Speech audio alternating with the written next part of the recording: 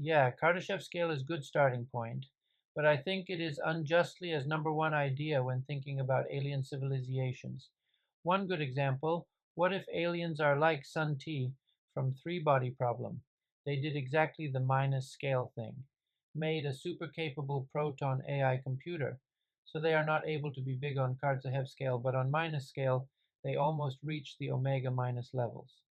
Ah, the Trisolarans from the Three Body Problem and their nifty little proton AI computer. You bring up an interesting point. The Trisolarans indeed exemplify a civilization that excels in micro-scale mastery. However, using a single example from a science fiction novel to dismiss the broader applicability of the Kardashev scale seems a bit narrow, don't you think? Let's take a step back. The Kardashev scale is a heuristic, a starting point for thinking about the potential technological progress of civilizations based on energy consumption. It's not the only way to think about alien civilizations, but it provides a concrete framework that can be universally applied. The Trisolarans might be an outlier, a fascinating thought experiment, but does one exceptional case invalidate a framework that's useful for a broad range of scenarios? The Barrow scale's focus on micro level mastery is valuable and offers a different perspective, but it doesn't replace the Kardashev scale. It complements it. Alien civilizations could indeed focus on either macro or micro advancements, or even both. What if a civilization masters both energy consumption and micro dimensional technology? The Kardashev scale doesn't preclude the existence of advanced micro technologies. It simply provides a way to measure large scale energy use. The obsession with making the Kardashev scale number one might be misplaced. It's not about ranking scales, but understanding that they offer different lenses through which to view technological advancement. The Kardashev scale offers a macro perspective, useful for understanding the potential scope of a civilization's energy capabilities.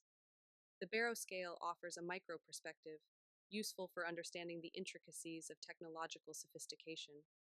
So instead of pitting these scales against each other, why not embrace their complementary nature? By combining the insights from both scales, we gain a richer, more nuanced understanding of the potential paths of technological advancement for alien civilizations. The Kardashev scale provides the broad strokes, while the Barrow scale fills in the fine details. Together, they offer a more complete picture.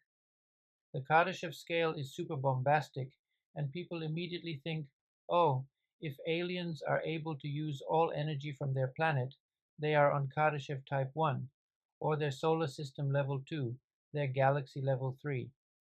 That is such a linear approach. Realistically, that level of utilization of energy could probably make them enemies of many other civilizations that will not be so eager to let them use all of their energy, for starters, and second, aliens can make optimal uses of their energy. Maybe they can do much, too much even, but why if they can live nicely with their optimal use? Imagine that. Maybe there are civilizations who invested much into their micro level understanding of reality and got great insights, but did not greedily invested all of their biggest dreams and ambitions into it, but slowly implemented some of these new possibilities into their life, and they live happy on their planet or solar system and are careful not to use too much energy. And they are, in eyes of many humans, not really capable alien civilization because they are not on level 1, 2, 3, or 4. Ah, the good old why use more when you can use less argument. So you're suggesting that an alien civilization might deliberately choose to live sustainably, making optimal use of their energy, rather than exploiting it to the fullest. That's a nice utopian vision, but let's break it down. First, the idea that utilizing vast amounts of energy would automatically make a civilization a target for others is quite speculative. If a civilization has reached the capability to harness their planet's or star's energy, they'd likely have advanced defenses and strategies to deal with such threats. Assuming they'd be easily bullied by others seems a bit simplistic. Second, optimal use of energy sounds lovely in theory, but it's also a bit naive to think that every civilization would settle for just enough, when the potential for more could lead to greater advancements.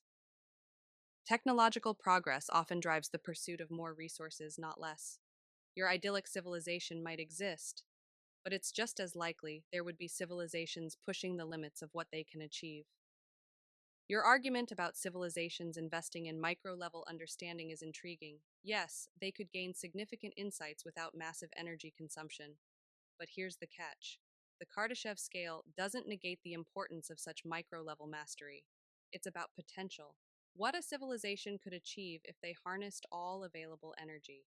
It's not prescribing that they must do so at the cost of sustainability or ethical considerations. You also assume that a civilization not reaching a certain Kardashev level means they aren't capable. That's a misinterpretation. The scale measures energy harnessing capability, not the wisdom or sustainability of a civilization. A civilization could be incredibly advanced and choose not to use all the energy available to them. That doesn't make the Kardashev scale irrelevant. It just means those civilizations are making different choices. In reality, both large scale energy use and micro level technological mastery are crucial for a well rounded understanding of a civilization's capabilities. A truly advanced civilization might find a balance, using vast energy resources sustainably while also achieving mastery at the micro level. So, while your vision of a modest, sustainable alien civilization is charming, it's not mutually exclusive with the Kardashev scale. It's possible to appreciate both the potential for vast energy harnessing and the nuanced mastery of smaller scales.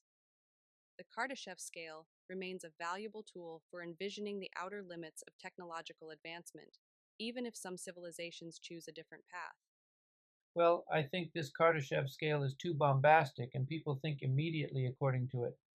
If we met aliens who live on one planet in their solar system and are masters of micro levels of reality, you could bet people would be disappointed and would think of them just like some lame aliens, because they would expect some big energy consumption level civilization. Too inflated expectations. Oh, so now we're worried about disappointing the masses with our alien pen pals? You think humans would be let down by a civilization that doesn't light up the Kardashev scoreboard with their energy consumption? How delightfully shallow. Let's not underestimate human curiosity and our capacity to appreciate complexity. Sure, the Kardashev scale might set the bar high in terms of energy consumption, but it's not the only yardstick out there. People aren't one dimensional. If we encountered a civilization that had achieved mastery over the micro levels of reality, the initial reaction might be surprise, but not necessarily disappointment. Think about it. If these aliens have unparalleled control over the fundamental aspects of the universe, manipulating matter at the smallest scales, they'd be capable of things we can't even begin to fathom. Imagine technology that operates on principles beyond our current understanding, healing diseases at the cellular level, creating materials with extraordinary properties, or even altering the very fabric of reality. That's hardly lame. Expectations might be inflated by the Kardashev scale's grandeur, but that doesn't mean people can't adjust their perceptions. Human beings are remarkably adaptable. Once we got past the initial surprise, the awe of discovering a civilization with such profound micro level capabilities would set in. It's not just about how much energy they consume, but what they can do with the knowledge and resources they have. Moreover, the discovery of such a civilization would likely lead to a reevaluation of our own priorities. We might start to see the value in sustainability and efficiency, and the potential for technological advancements that don't rely on massive energy consumption. It could inspire a shift in our own approach to development, blending the macro with the micro. So, while the Kardashev scale might set expectations high, it doesn't limit our capacity to appreciate and learn from different forms of advancement. If anything, it challenges us to expand our understanding and to see the value in diverse paths of progress. Meeting a civilization that masters the micro levels wouldn't be a letdown. It would be an opportunity to broaden our horizons and rethink what it means to be advanced. Nice of you to think people are not so shallow. However, Kardashev's scale enjoys too much popularity, and John Barrow's minus scale is undeservedly almost unheard of. Oh, so you think the Kardashev scale hogs the limelight while poor John Barrow's minus scale languishes in obscurity? That's a bit of a melodramatic take, isn't it? Sure, the Kardashev scale gets a lot of attention, but let's not act like it's undeserved. It's popular because it's straightforward and provides a clear ambitious vision of technological progress. Now let's talk about Barrow's minus scale. It's an interesting and valuable concept, no doubt. Focusing on micro level mastery offers a fresh perspective and highlights the importance of understanding the fundamental aspects of reality. But its lack of popularity isn't some grand injustice. It's a reflection of the broader human tendency to think big and bold. We're naturally drawn to ideas that push boundaries and envision grand achievements. However, the popularity of one doesn't diminish the value of the other. Just because the Kardashev scale is more well known doesn't mean Barrow's scale isn't appreciated in the right circles. The real issue isn't about which scale is more popular, but how we can use both to enrich our understanding of technological advancement. If you feel Barrow's scale deserves more attention, perhaps it's time to champion it rather than lament its obscurity. Discuss it, write about it, and bring it into conversations about future technologies and alien civilizations.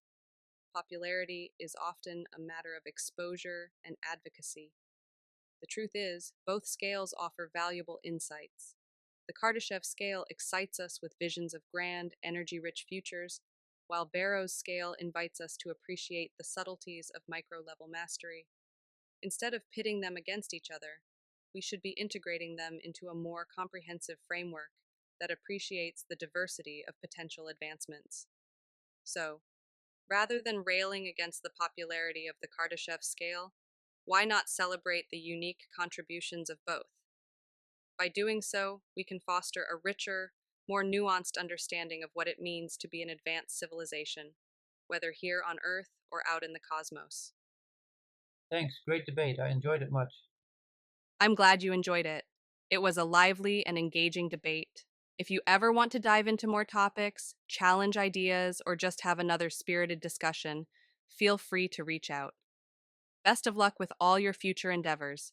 Keep questioning and exploring.